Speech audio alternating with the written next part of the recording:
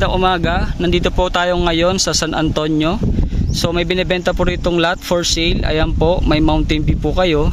So yan po, yung kung saan nyo may baka, may binebenta po dyan 90 square meter. Ang frontage po niya ay 8 meters mula sa access road po. So simula po dyan sa mga baka na yan po hanggang dun sa pinakadulo po.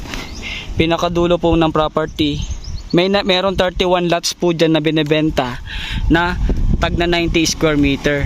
So ito pong subdivision na ito ay napabayaan na po, pero ganun pa man po, naka-foreclose po siya sa bank. So yan po, importante naman po naka-transfer na yung title sa bangko. So ang pinaka main gate po nandun lamang, napakalapit po. So malapit po ito sa Pondakit.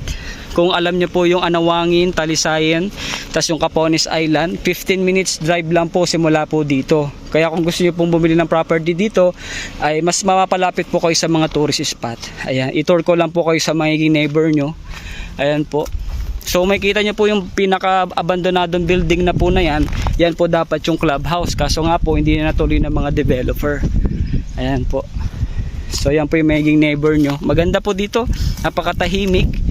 Ayan po, may mga corner lot pa po dito, pero as bank may mga naka-reserve na po. So ang pinaka-begat lang po talaga, ayan po yung sa backlot. Siguro po magpatayo kayo dito ng hanggang ang second floor, tapos may rooftop. Meron po kayong view ng mountain view. Ayan. So mapapakita nyo po mamaya, ipi-play ko po dito yung drone footage after ko po kayo itour dito sa property for sale. So yun naman po yung para makita nyo po yung view. Ayan po, so ito po yung pinaka-access. Simula po dito sa puno na yan, papunta po doon sa pinakadulo po. So magka-cut-cut po kayo dyan ng tag na 90 square meter. Pwede nyo naman pong bilhin, kung gusto nyo po mas malaki, bili po kayong dalawang 90 square meter. So 180 square meter po yan. Sa frontage po, mas lalaki pa po siya. Kasi 8 meters po ang frontage ng isang 90. So may 16 meters frontage na po kung dalawa pong lote ang kukunin nyo. Lahat po yan nakatitled na po sa bank. Yung tag na 90 square meter. 31 lots po ang for sale po namin.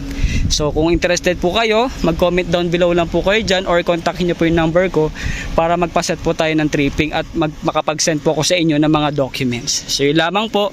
Salamat po sa panonood.